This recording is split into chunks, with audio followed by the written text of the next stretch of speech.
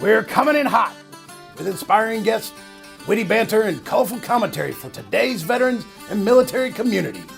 This is the Tango Alpha Lima podcast. They call me crazy cause I'm facing all my giants. They try to scare me into thinking I can fight it. They tell me I should never even think of trying. But that's just me, I'm gonna live out in defiance.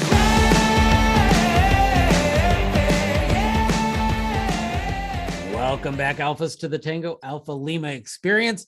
I'm Jeff Daly, and whoa. Do we go back into the Wayback Machine? I got better. I see somebody named Ashley Marie, but she has more hair, she has glasses, and a set that looks vaguely familiar. Is that Ashley Marie Gorbulja? You know it. Real OG back. All right. So we are back. We're going to see if we can bring it like we brought it. And welcome back. Are you doing anything else? Are you doing anything we should know about? Ooh, well, I'm doing some stuff behind the scenes with the Legion, so more details to follow as we formalize a special series. So I'm very excited about that. Personally, just doing great. Really been just working on myself and my business and all these other aspects of my life, and I'm very happy. But no candles. I haven't gotten a candle. I just throw that out there. I've been promised a candle for about 4 years, and I haven't made any candles in a while. I haven't done any I haven't done any crafting in maybe the past 5-6 months. In 4 years? In 4 years. Yeah, I've been promised one for 4 years. Just putting it out there. Okay. So I owe you 4 candles, is what you're telling me. one per year. One per year, back order. Plus what do you call that penalty? There's a little penalty, a late fee. You want 5 candles? Yeah, I need a late fee. You want 5.5 candles? I'd love to actually see the half candle. All right. So we're going to do like we always did. We're going to jump right into this. You have a story. It's apropos to the month that we are in. Absolutely. June. All right. So this is a article from The Hill entitled Air Force Official Military Families Forced to Move Over Anti-LGBTQ Bullying. So essentially, troops who have LGBTQ members in their families have been forced to move to new bases due to anti-LGBTQ bullying happening at schools. So these are service members' children. Speaking at the Center for the New American Security Annual National Security Conference, Assistant Air Force Secretary of Manpower and Reserve Affairs, Alex Wagner, said he's worried about being forced to move families from bases due to their LGBTQ children experiencing bullying harassment at schools. For a number of reasons, this is definitely a readiness, and clearly it's distracting from the mission, as Wagner says, and I'm paraphrasing. If service members are thinking and concerned about the experience their kids are having, they're not going to be focused on their jobs. They're not going to be focused on their mission, Wagner said at the conference, according to defense1.com. Essentially, Wagner also said that diversity and inclusion are core to U.S. national security, noting that diverse groups always outperform carefully selected teams of homogeneous individuals. So this is pretty intense. I mean, for those who are tracking different laws and policies, things that are going up on state levels, for example, like don't say gay, or have more conservative views, which is fine. Everyone is entitled to, their opinions and ideology. And it's fascinating to me that you have an entire community now who may be making decisions to not take the promotion or to exit service because of treatment that their children may be having at their schools, in which there really isn't a whole lot of choices. This is not like, military kids didn't have it already hard enough, right? PCSing, moving every few years. Now they got to worry about their safety and their mental health. So fascinating article that came out, very timely. I'm imagining the timing was planned. I have 3 observations, and I just list them and go through them quickly. These kids being bullied at school, and we've seen lots of there's lots of data to support that children on their own don't come up with negative things to say about other people. In fact, they may not even notice the difference or anything. So kids learn at home. So we don't have a problem in the school. We have a problem in the military because they're learning this somewhere. And so I think that also needs to be addressed. Number two, when we say diversity, we always forget this. Diversity also means it includes the presence of a-holes. The society has a-holes and they're equally represented in the military. So if we are a truly diverse organization, if we are truly diverse in everything that we do, there's going to be a-holes there, and we have to learn how to deal with them, and making sure that other biographical demographics are represented is it's one goal, but you also have to realize that what comes along with that, with diversity. And I think the main takeaway for the military on this, or at least the motivation for the military, is mission readiness. It said right in there, if the service members are worried about their children, are they being bullied today? I'm going to have to go pick them up today. Is someone going to have to intervene on their behalf today? They're not as focused on their mission. Mm-hmm. It's the same thing with housing issues or spouses not being able to find jobs. It leaves the service member worried about their family, and they can't focus on the mission, and that's a mission readiness problem. So I hope that this sort of thing kind of seeps through the brain housing groups of people who can make decisions and think about solvency, that it's really horrible to the kids, number one. Sure. Horrible and cruel to the children. Number two, it's destroying your mission readiness in your organization. And you're not likely to have the next generation of kid go, you know what I want to do? I want to go back to a base, and with the way that people treated me. So it's hurting future recruiting. So I think if the humanity part of you, that it's cruel to children, does not sway you, I would hope you get some help. Bless your heart. Secondarily, it should worry you that we are weakening our military readiness. So there you go. So for all of the diversity a-holes that exist, please think about what you're doing to your children and what they're doing to other children. Right. Military youth has generally been very resilient. And I think we would be remiss to not, of course, acknowledge that these are children who have gone through multiple parental deployments, injury, illness, or death associated with ongoing wars that we've been in for 20 years, right? So they're already led to an increased stress reactions among military youth against their peers, right? So now you're putting them at a higher risk for experiencing traumas related to their sexual orientation or their gender identity, the bullying, the hate crimes, family rejection. And you're right, the readiness will suffer as a result, and the family will leave the military early instead of maybe having, the career opportunities. They'll decide to stay put instead of going to, say, a place or a state or a school district or whomever, right? Insert here situation that would cause their family grief. So agreed. The issue for the military is that last part you just spoke about, is them getting out early or whatever, is uniquely military. I don't think we don't have an exclusive reign over bullying or bad behavior in schools. So that's a bigger issue. But I think that the military has an additional worry on top of everything else that everybody else has to worry about. Right. So safe and supportive settings, free of discrimination. Be mindful, everybody. Be respectful. Be mindful. Eat Skittles. Taste the rainbow. It's this whole. I just brought it back to candy, because children and candy and you're lessons, so never sweet. Mind. You're sweet. You said sweet. You're You're like a Sour Patch Kid. You're like sweet. You're sour, then you're sweet. Yeah. All right, let's move. let's move on before I get all gooey. All right.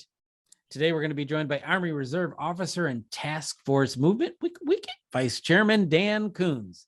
Task Force Movement is a White House program that connects industry, academia, government, and veteran groups to fast track the military community into jobs in cyber security and trucking. We're going to be right back with Dan after the break. The American Legion is raising awareness about PTSD and veteran suicide by offering hope, camaraderie, and support. Be the one to help end veteran suicide. The goal of the American Legion's Be the One campaign is to destigmatize asking for mental health support. Be the one to ask a veteran in your life how they're doing. Be the one who saves one veteran. Go to betheone.org and help the American Legion end veteran suicide. Will you be the one? Welcome back, Alphas. Today we have a treat in an undisclosed secret location and camouflaged white on white. We have Dan Kunze. Dan Kunze, welcome to the experience. Jeff, I'm so glad to be here. Thank you so much. And in a Marine Corps edition, I'm surprised there's not crowns behind you. Oh no, they're up there. They're on a plate. Outstanding. They're on a plate drizzled with olive oil because I'm bougie now. Makes sense. Makes sense. And so, as you said, I'm Jeff Daly. Right over there in that square right there is Ashley Marie Gorbulja. I love saying that. I've loved saying that for, what has it been, 4 years? Mm-hmm. Yeah, It's 4 a years. great name. Great name. Thank you. Solid, sturdy name. Sturdy like my ancestors. Yes. I'm gonna Okay. actually leave that Just gonna alone. We're on pause. record. Hey, you know what? In the sake of Task Force Movement, let's keep it rolling. See, I'm full of puns today. Look at Dan's already laughing. It's gonna be We're a gonna great drop show. the beat. We're gonna drop the beats in about a second here. You look like it. Task Force Movement. And then- Task Force. That's amazing. Perfect. I will All right. start free versing right All into right, the we're first gonna- question. You know, we've been voted by me and two of my friends the most serious podcast that exists in the world today. Hmm. So we're going to get back to becoming professional journalists, and please try to be a professional guest. I will try. I'll try my very best. We need the help. Yeah. All right. I just don't know if you can see me with the background. So like my white shirt and the white background. Just want to make sure that I still No, stand it's- out. you're All right. you're perfectly camouflaged. Perfect. It's amazing. So Perfect. our first question, we call her like our little 60 minutes journalist. I mean, so get ready, get uncomfortable, a little sweat. It's fine. It'll be good. All right, Ashley Marie Gorbulja, you are up. I just want to note I take inspiration from NPR series of podcasts, also 60 Minutes. It's what I grew up on. So cue the ticking. Tick, tick, tick, tick. All right. So, Dan, welcome to the hot seat. Hello. Hi. Glad to be here. So exciting. I want to start by just learning more about the organization you're here representing today.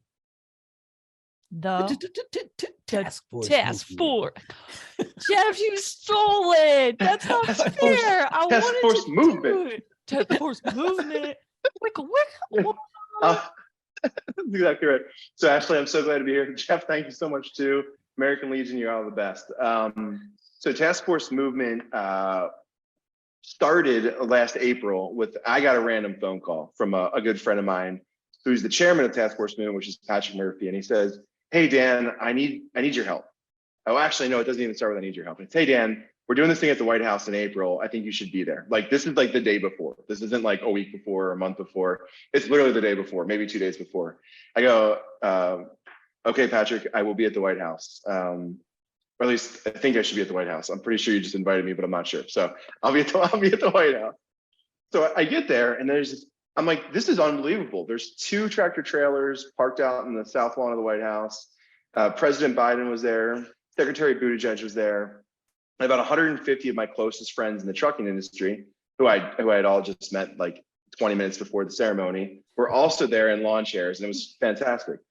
And so what were they there to announce? They were there to announce this presidentially appointed, presidentially sponsored task force movement which was the Biden and Harris administration was trying to get after the problem of jobs in the supply chain industry specific to trucking. So COVID-19 proved to us how critical our supply chain was. It proved to us how critical logistics were. And it proved to us how undervalued we were treating the folks that get our products and our goods from one place to the other because of the supply chain issues that were at work. So Task Force Movement was created to help transitioning veterans get into the trucking industry. There's a whole slew of reasons why it's hard for folks to do that. But if I come from an Army background, I love the Army. Today's the 248th birthday of the 8th birthday of the Army, 7th birthday of the Army. I'm losing track. Oh no. Wait, editorial note. It was the birthday of the Army when we recorded. Oh, it was. Oh, there you go. So the birthday of the Army. And we have a huge amount of folks in the Army that understand how to drive big vehicles. So we've got 88 mics. I was an armor officer. So Humvees, Strikers, tanks, you name it, we know how to drive it. And why is it hard for those folks to get their driving skills and experiences and then translate that into the civilian world to do last mile trucking, to do over the road trucking, to do whatever it has to be? And so why are we making this difficult for people that have an affinity or an acclimated to doing it within the commercial industry at the end of their service? So Task Force Movement was originally intended to help address the 1 million truckers short that we're going to be over the next decade and getting all of our goods and supplies to where they need to be. It was exacerbated, it was called attention to because of the COVID-19 pandemic. And what we all learned was the criticality of our supply chain. All right. I mean, this is the supply chain issues are definitely real. And I don't have it on my list of topics, so I'm gonna throw you a curveball. I've seen a lot of discussion in this world about our over promotion of higher education in the university setting and ignoring a lot of these that are high paying jobs. You can make more money doing some of these than you can with a lot of college degrees. And are you finding pushback from people not wanting to do the job because they fear, I don't know, it's like an ego thing. Like, I have a degree and I work in an office, but I also at night I have to work at Trader Joe's so I can pay my bills, versus doing a job like this and having a lot of money. And Are that's you getting any pushback? So it's like a curveball, a knuckleball, and a slider. I'm not sure how that's going to work. Okay, so let me I think the best way to answer this question is to start and tell you who I am just a little bit before we get into the rest of the story. So my mom and my dad are both high school graduates that went into trades or labor. Mm-hmm. So my mom immediately went and became an RN, registered nurse. My dad went out and became an electrician. So I come from a very blue collar, like high school to work to doing whatever it is that you need to do after work. My wife and I both have doctorates. So my wife has a doctorate in nursing. I have a law degree, which is a Juris Doctorate. So we both are educated to the kind of the highest doctoral level that we can within our terminal degree field. And so I come to this, I would always come to this conversation, Jeff, and I would always answer that question by saying that there are so many different avenues that people can take over the course of their lives that you can't, I don't think it's possible to say higher education is great or higher education is bad, or there's other ways to do this, because everybody's different. My mom, who started as an RN, ended with 2 master's degrees by the time she was 55. So your career and our trajectory in our lives take a lot of different forms. So higher education might not be for somebody when they're 20, but it could be for somebody when they're 42. And it could be for somebody when they're 62. And that just really depends on the way your career goes and what's going through it and what you're called to do and how you're called to do it.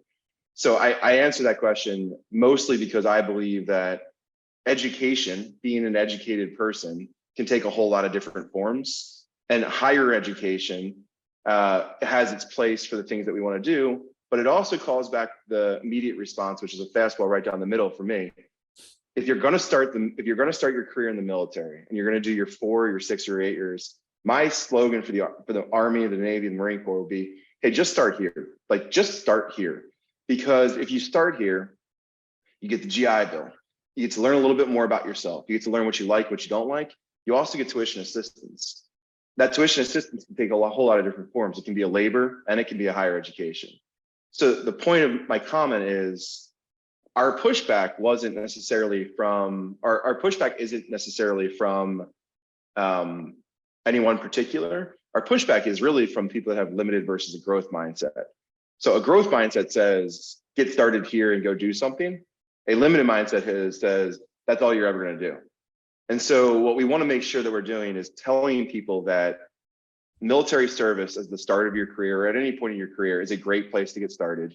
You can do that on a whole lot of different forms. And our opportunity is to help meet you along the pathway of your career to get you where you want to go. So that is irregardless of whether you're a trucker, you're an electrician, you're a lawyer, you're a dentist, you're a doctor, whatever that is. It's really about like, hey, at 20 years old, I had no idea what I was going to do. At 40, I have a pretty good idea. So I'm ready to go invest in that, but I'm not ready to do that. And I wasn't at 20. Well, I can tell you, I have to have a growth mindset because having an economics degree saying that's all you're ever going to do means basically unemployment. That's exactly right. An economics undergraduate, you've never heard of an economist undergrad or a bachelor's.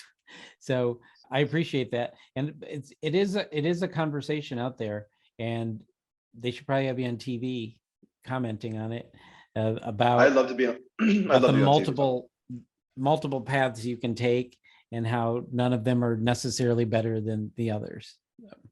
Yeah, I think we find ourselves in a pretty big trap by saying that for some reason the plumber that comes to our house in the middle of the night is less valuable than the lawyer, who's less valuable than the electrician, who's less valuable than the physicist, who's less valuable than the economist. We live in a really complex economy, and we need really smart people to do different things.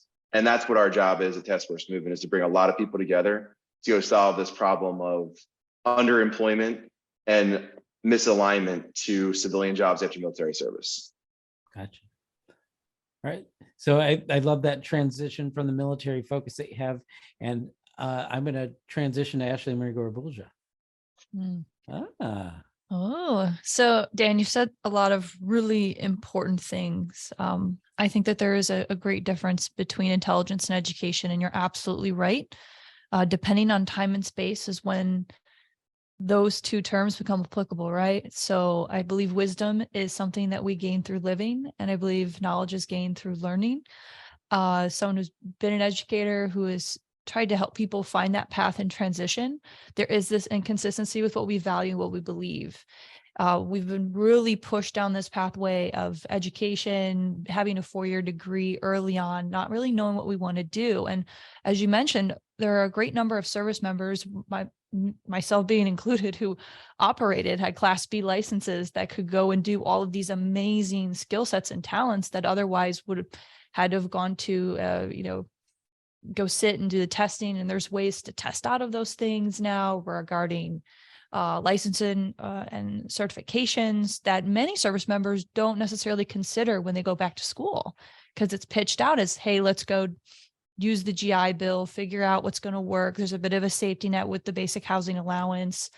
And it's interesting because you mentioned the pre and kind of post-pandemic, right? We've got this infrastructure crisis. And I know that you said that you're out in the Philly, I-95 just like collapsed, right?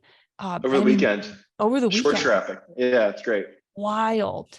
Yeah. And you think about these little but long-term instances of not developing holistic and, I would say, organic talent recruitment for what we would refer to as blue collar positions who pay very, very well.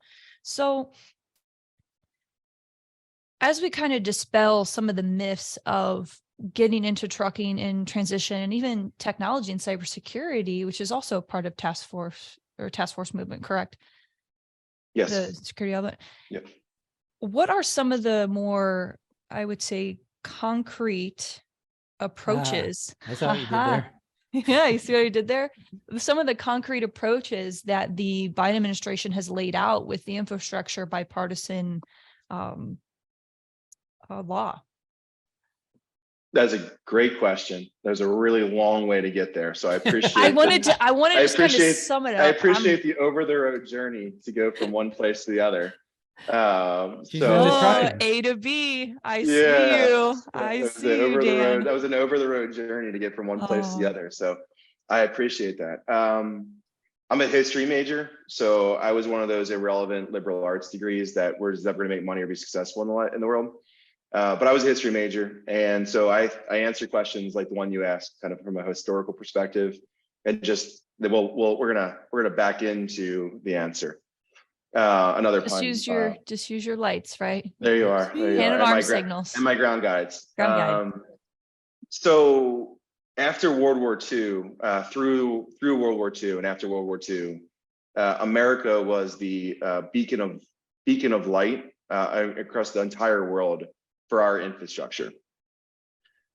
We built grand buildings, built grand highways, we built grand bridges, we built grand tunnels, we built grand buildings. We rebuilt Europe in a lot of ways post World War II. American Steel built New York City, which is 90 miles north of me. We did incredible things from an infrastructure perspective. And over the last 70 or 80 years, we have, and this is no indictment on any single person or any single party or any single thing, we have gradually gotten away from creating infrastructure and creating things that are tangible, felt, grand, and unbelievable. And we've become a nation, I would say, and this is Dan's opinion, not task force movements, that we became a nation of bean counters. So we were always worried about what was going to save us a couple pennies as opposed to what we were going to invest for a couple dollars. And that became a real problem. It became a real problem because, as anybody will tell you, as most economists will tell you, most stock, you gotta invest in things. You may not always be right in what you invest in, but to invest is to believe in the future. And if you believe in the future, then you've got to invest in the future. So the Biden administration with the infrastructure bill, in my mind, was an investment in the future. We knew and we know that we did not spend enough money and invest in enough things for our investments to take shape. So you've got the infrastructure bill, you've got the CHIPS Act, and you've got the PACT Act, which is going to be investments for the VA moving forward. The CHIPS Act, which is the semiconductor and manufacturing industry of advanced technology. Then you've got the infrastructure bill. What I think that President Biden did and Vice President Harris are doing, and then the cabinet below that, and then part of task force movement being nested within that, is we're saying I'm betting on America and I'm betting on American people. And I'm not just saying that like in the flashy way of saying like, I believe that that's what they're trying to do. What I really believe is your budget and your money tell you where you're going to put things. And if you're putting things in infrastructure, advanced manufacturing, and the veterans community, that means that you believe in that community and you believe in where you're investing in. So like, actually the answer to the question is the infrastructure bill. We can talk about the different parts of it. We can talk about the different areas of it. Requires workers to deliver, and it requires an investment in the future. So that's what that is. And task force movement's about to play a part of it. Excellent. Interesting. That all sounds great, but I judge everything on one metric. What's that? How does it affect national security? If That's a people great ask me question. where I'm going to go to dinner, I respond, how does that affect national security? I want to So- put my head into the computer screen right now for everybody work- listening. The work that you're doing, does it affect national security? Yes, the answer is yes. The answer is yes. I'm gonna end there. That's not an interesting answer. So here's the deal, right? So we have the strongest military in the world, both on the way that we've invested in the military, by the people that we have in our military, by the weapons we have in our military, and by our capability to wage 2.5 plus wars in multiple theaters at the same time, and our ability to get to places immediately. We're unbelievable in that capability. And I believe that, and I've seen it, and I've seen my brothers and sisters in arms, and I've seen Ashley and Jeff in your service and everybody else's service. So I believe that to be true. What we also have is one of the most vibrant and dynamic economies in the world. And you can't have a strong military without a strong economy. You can't have a strong economy without a strong military, I believe. especially if you want to project power globally. So our ability to export goods, export services, export people, export thoughts, ideas, relies on an infrastructure of national security. And our national security relies on the innovation and the culture of innovation that American manufacturing, American industry provides. So the national security is as much about great security as it is about great business. And you have to have both. Underpinning both of those things, and this is the most important part of the question where task force movement comes, we need to cultivate and develop and train and educate our own talent, American citizens, that can provide the jobs and labor to support both the military and industry that relies on it. We cannot outsource our people, and we cannot outsource the work that needs to be done. If we do that, then we run risks of not having enough people and too many shortages when we actually need it for either national security or business imperatives. So task force movement's intent is to make sure that we have enough truckers and enough IT and cyber executives or practitioners to get us from one place to the other, or to secure our data, secure our information systems, leveraging the start that you have in the military and into the industries that we know matter. So trucking is our supply chain and our logistics backbone. That's what gets things from one place to the other. IT or technology and cyber is what secures our data, secures our information, and then secures our background. So if I can see the value in connecting our national security and our business community with the people that are going to support that as one holistic, like, let's go America, let's be a badass, and let's go develop the things that we need to be developing for to be able to compete and win the next 20, 50, 100 years, as there's an emergent China, as there's emergent Russia, as there's emergent other economies. We've got to continue to think about how do we create our own talent pool to support our national security and our business environments. Yeah, and I have a quick question. So as we're talking about this paradigm shift to all of these opportunities for long-term 20, 30, 50 years, we need to have this talent pool that comes from our states, our schools. And I'm wondering what education policies would have to also enhance the opportunities and inform students that there are other options that may be more suited for their learning style, right? I always think of wow, that's a loaded question. I know. I can't wait. I'm gonna back it up. Just she's not done. bear with me here. Oh, sorry. Oh man, that was a pause in the. Okay, let's go. Yeah. Tactical pause. Oh my goodness, I'm under attack, under fire. Goodness. Somebody hand me a whoopee. I need to disappear for a few. Anyway. Just get his backdrop. Got it. Backdrop. So, I think about, I'm somebody who went to like a tech school even before I went into the military, right?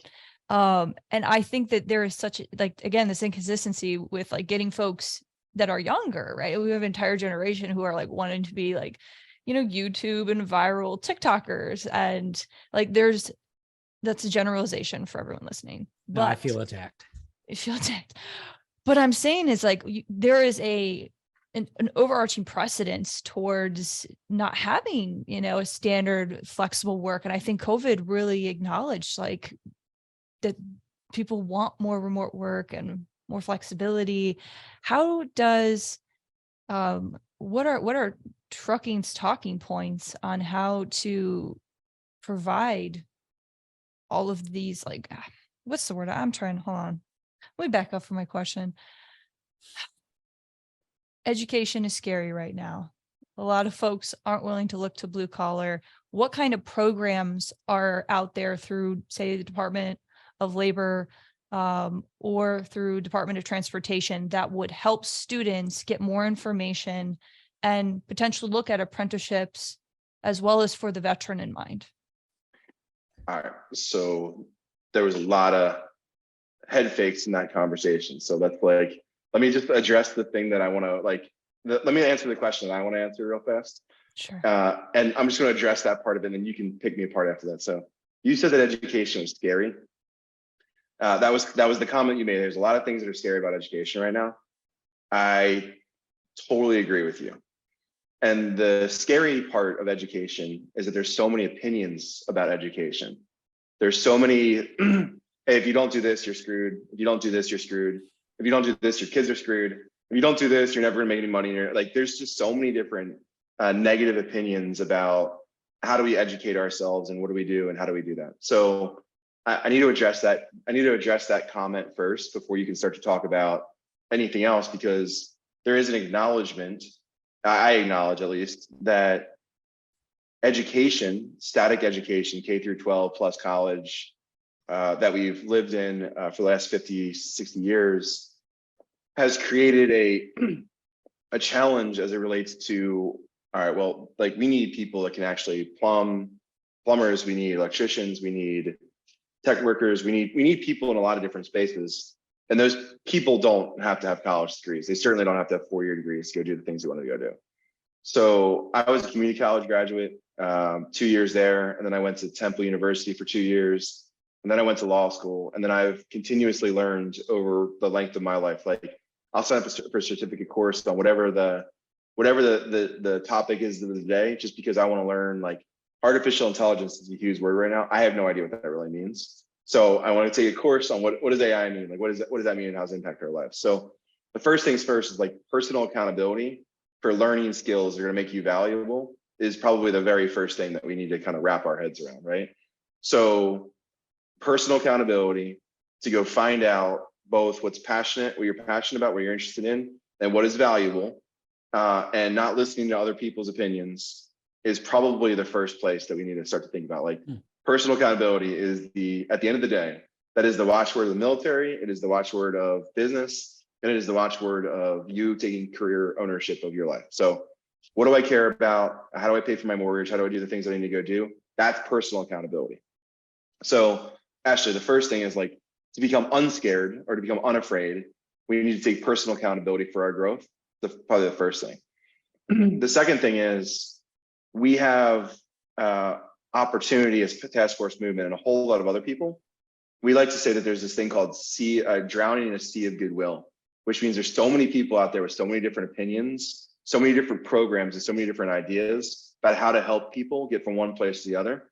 What we need to do is start to consolidate some of those ideas in, like, one place or two places, where if you're a transitioning military service member and you're still in the Department of Defense, you've got a place to go where you understand the resources that are available to you. And then when you transition to becoming a veteran, the VA takes care of you from a jobs and resources perspective, and things start to get funneled that way. And we start to, like, undilute the sea of goodness that surrounds our ability to find a transitioning service member, their skills or competencies or interests into a job post-military service.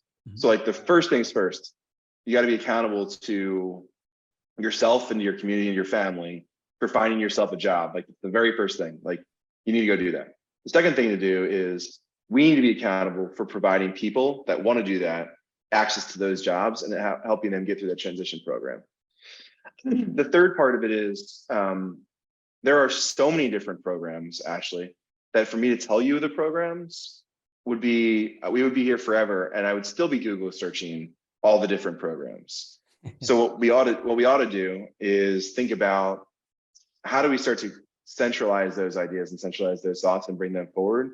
Because there's so many different good ideas out there, and those good ideas have been funded by so many different people. So let's go back to your original point. Like, yes, it's scary right now, and I would admit that it's scary, because people have so many different options and so many different thoughts about what they need to go do, that they're having a hard time transitioning and seeing what comes after that.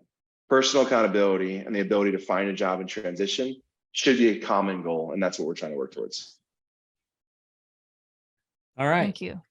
I have a couple observations and I'm going to wrap it up, because we're getting to where, if we I saw the 2 minute warning already. No, so. she was warning you that we're going to go. No, she was giving me the peace sign because I'm the original OG. She was gotcha. communicating with me, super producer Holly. So She's like, I'm out. I'm good. I love you. Peace. Go on, Jeff. Gotcha. I have to wait for the green light. I'm going to save you some money, Dan. AI. This is my course. You can pay me later. Just all that equals is more opportunities for what you're talking about. The bean counters are going to be replaced with all of this. Or there's going to be far fewer of them. Like, most of these things that we went to college for are they're already being. I'm already reading stories about people losing their jobs. You have whole floors of buildings that were research departments. Now you have 3 people because they're being fed all the data that people used to have to research. So I think we're going to be forced back into building things and doing that. Anyway, you don't even have to comment on that unless you want to tell me that I'm crazy, or you want to incorporate it into I always thought that being a history major was a good investment because the interaction between humans and events is really the only thing that matters. Then everything else is the condition around that. So I was a history major for that. For you said it nicer than I did, but like distinctly, it's like humans and events makes everything else happen. And so I just am interested in all of that. So it makes sense to me. I'm into market-based paradigm shifts. Yeah, forget I was a Marine for a second because I actually made my brain hurt. So I've been prompted to ask this. What is your message to transitioning service members or veterans transitioning to new careers? So I think that there's 2 different questions in there. So I have to split those two up because they're 2 very different personas. To transitioning service members, you need to cultivate your network and you need to be unafraid to work in the veteran network and be part of organizations like the American Legion, be part of organizations like your local USO or your local association of the United States Army or association of the Air Force or whatever that is. Marine. Do they even have one, or does it fall into the Navy? I'm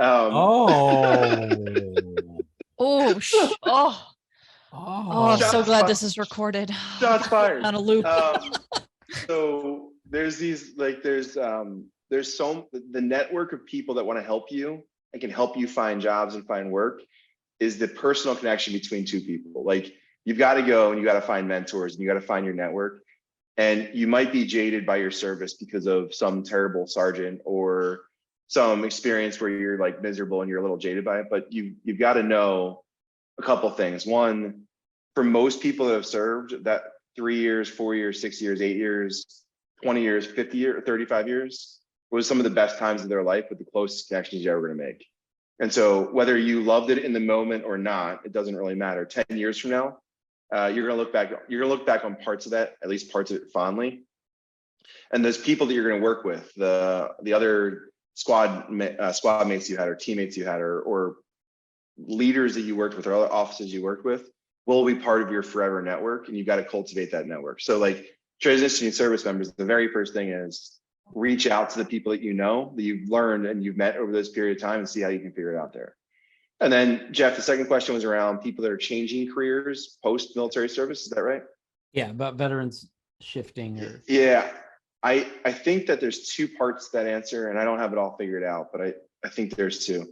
Yeah, a lot of the first is like, again, cultivate your network of other service members, because now you're part of the DoD network and you're part of this brother and sisterhood of people that want to help you out.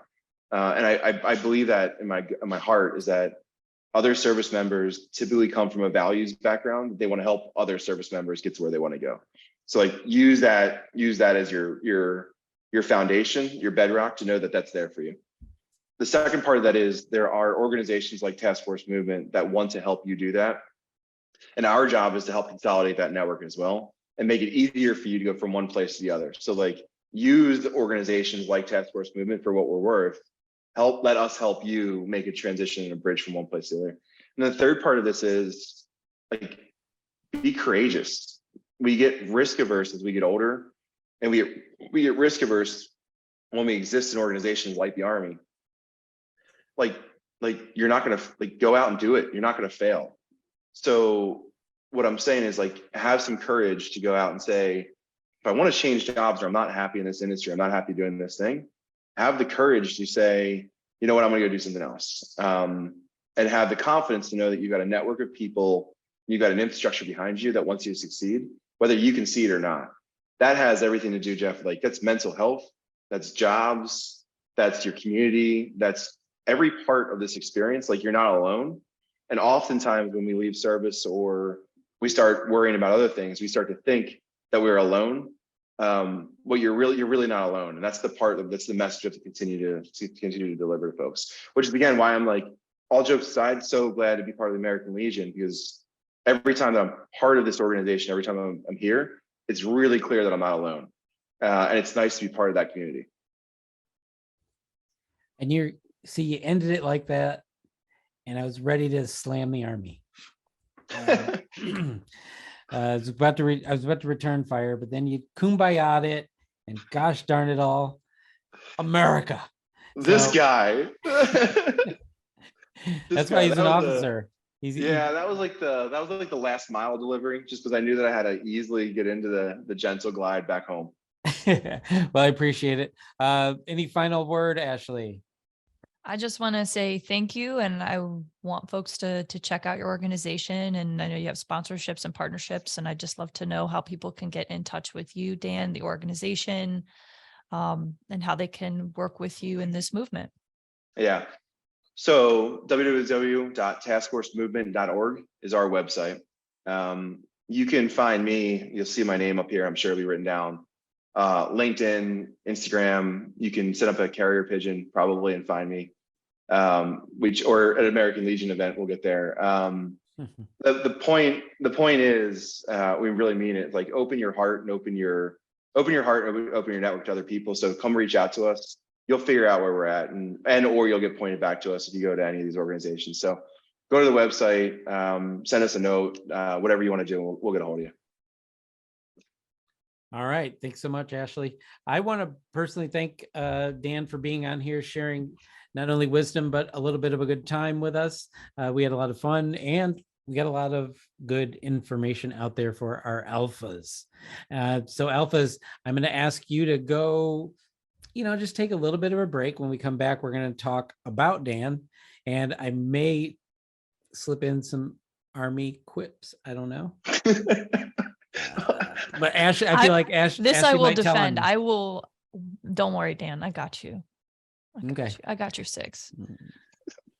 I got you. Okay. Okay. So yeah, we're gonna do all that, and we're gonna recap a little bit of what we talked about in our takeaways, and we're gonna do all that after we all just take a moment for our mental health and take a break. A rest stop. Family and community engagement. The American Legion meets the unique needs of local communities.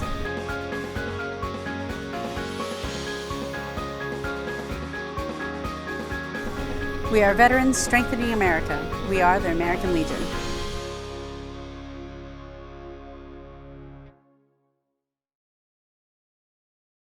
All right, Ashley, you refreshed from that break?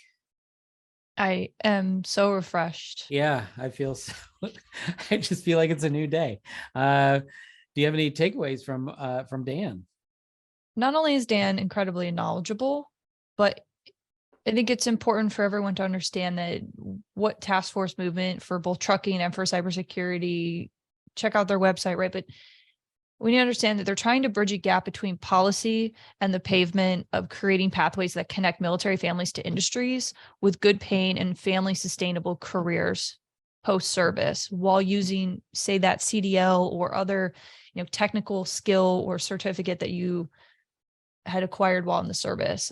There are so many opportunities out there for transitioning service members, veterans, military families that are facing unique economic challenges. And whether you see it or not, I believe that this is a way that we can bridge our nation's economy and national security by creating these opportunities for synergy with our military communities in mind. So I really believe that the mission is there, and they're looking for industry stakeholders and employers associations to create opportunities for our military families. So I love the mission. I love what he's all about, and the fact that he would indulge me in my random questions. So. Well, I think Dan is doing the work that we need to be done. I see us in potentially the biggest labor transition that humankind has had since fire, and maybe the wheel. This I've heard the argument that the car coming, the computers, the whatever. They didn't, you know what they did? They replaced skill sets. If you had an outdated skill set and you needed to adapt. What's happening now, I fear, is humans are going to be outdated. It's not a skill set, it's our very presence.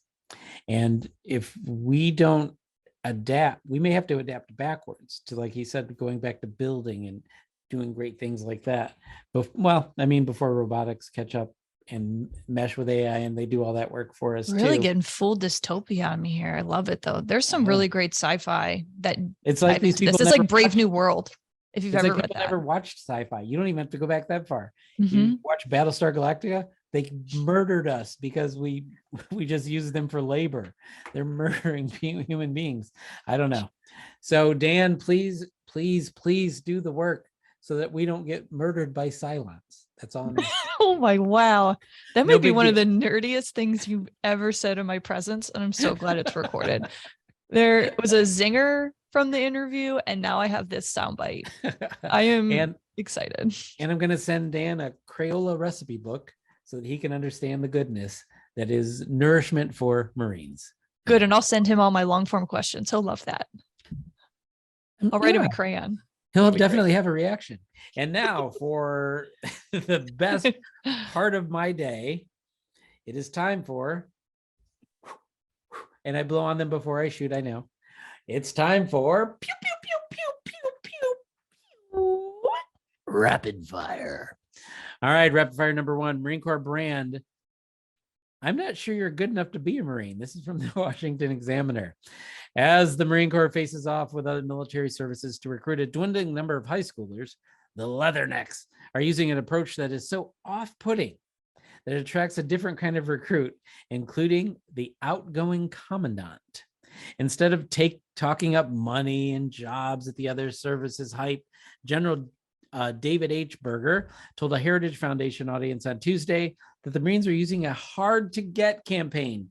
We have a brand, and that brand is, I'm not sure you're good enough to be a Marine, the 4-star general said. Amazing. Semper freaking Fidelis. I love all of it. And I would like to point out, the Marines are the only ones, the only branch meeting their recruiting goals this year. Kaboom. I love this approach. Some reverse psychology if I ever heard it. I feel like it's so on brand. It's unreal. But he said, I think he was an ROTC for the Navy somewhere. You can read the longer article, the show notes. The show notes are going to have that. And there was a gunny. He had never met a Marine, never faced a Marine. This gunny was there, walked around with this air of invincibility that we have. You're issued that in boot camp. Standard issue. And he said, I love everything that you're about, Gunny.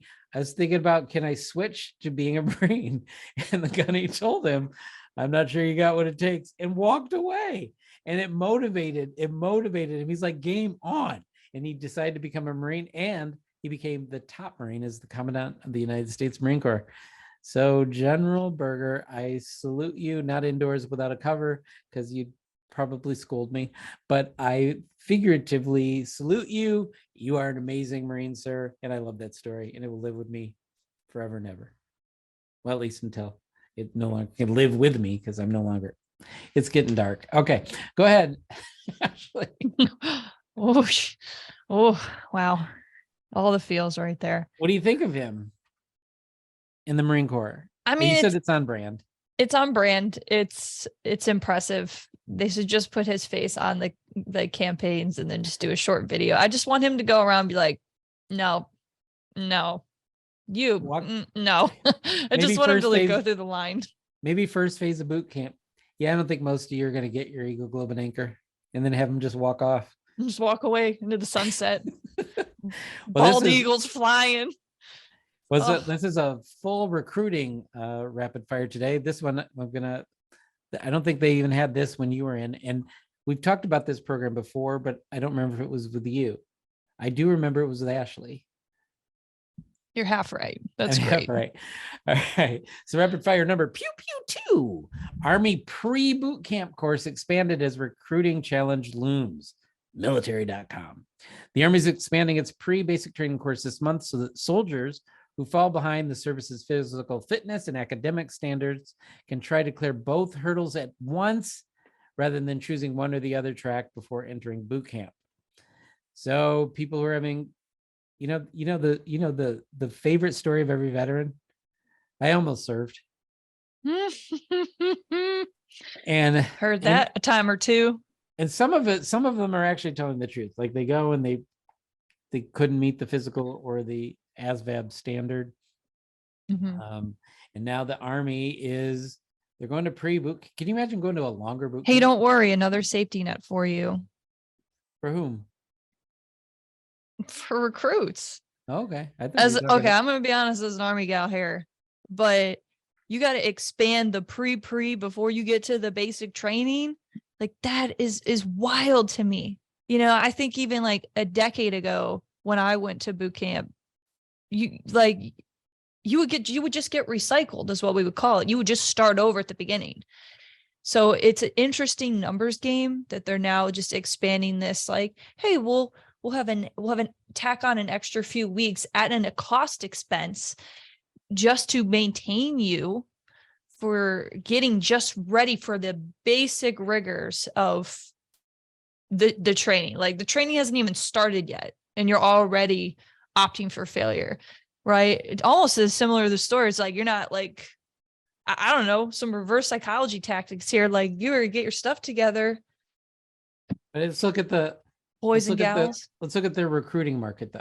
The recruiting market is, so even the people that got recycled when you were in, they met the minimum standard. Yeah. They still got recycled. Today, they can't find enough people who meet the minimum standards to even fill up boot camp classes. So they're having to widen the net. And apparently these kids aren't being prepared in their schooling. And I mean, there's no more, is PE even required anymore? I mean, they're not being prepared. So I think this is coming out of necessity. I mean, we even spoke about this a bit earlier with Dan, right? Like the holistic wellness approach. We've got a problem starting our education K through 12 preparatory where they're not working out, maybe yes or no, depending on where you're going, depending on where you're at in the United States, what their education experience is, where they're barely making it past the ASVAB.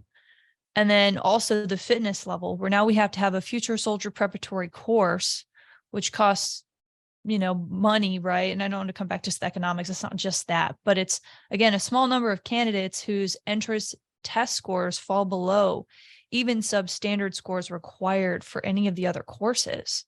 So to have a pre-basic course that's designed to help recruits who are physically out of shape and have trouble taking tests, okay, fine.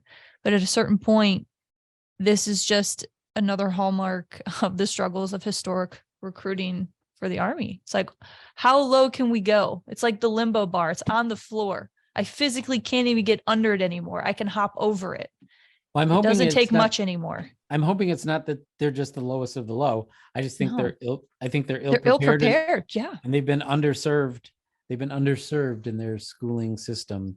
Kids are getting left behind physically, mentally. Well, not anymore. All of that. Not anymore. Go find your local Army recruiter, or if you want to find a Marine Corps recruiter and they tell you you're not enough, then the Army will take you. Have the Marine Corps recruiter go to freshmen in high school and go, yeah, none of you are good enough to be Marines. And then then they bring the Army recruiter in. They're like, hey, y'all, we got this program. And I'm sure it's going to change kids' lives. Like, let's be really clear here. I don't want people to discern. I don't want people to think I'm just being super crude for no reason. I just think that this is a much larger problem.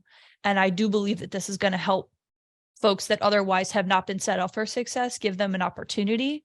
But yeah, I'd love to see the data 5-6 decade from now.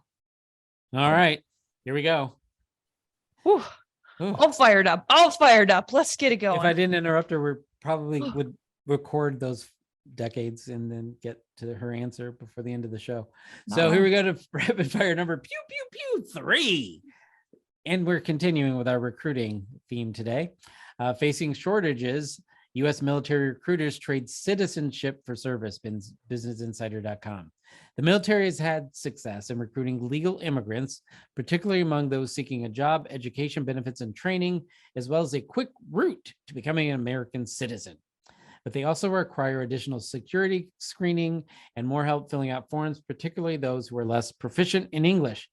Both the Army and the Air Force say they will not meet recruiting goals this year, and the Navy also expects to fall short in the Marine. Oh, the Marine Corps is not there. Sorry. Pulling more from the legal immigrant population may not provide large numbers, but any small boosts will help. Oh, there we are. The Marine Corps is the only service on pace to meet its goal. Here's my favorite part of this, though, because some of this isn't new. Under the new program, recruits are quickly enrolled in the citizenship system, and when they start basic training, an expedited process kicks off, including all required paperwork and testing. By the time the Air Force recruits finish their 7 weeks of training, the process is complete and they are sworn in as American citizens. That's my favorite part, because we've been promising people citizenship for service for a long beeping time. And now, and the problem was people got out, they had this paperwork to do. Nobody started them, because when they're exiting, the goal is to get them to stay, not to help them thrive if they leave. And so they don't get any help filling out paperwork, and some of them get deported, and it's a terrible, horrible situation. And Air Force, good on you. And I hope the rest of the branches follow suit. Sorry, Ashley.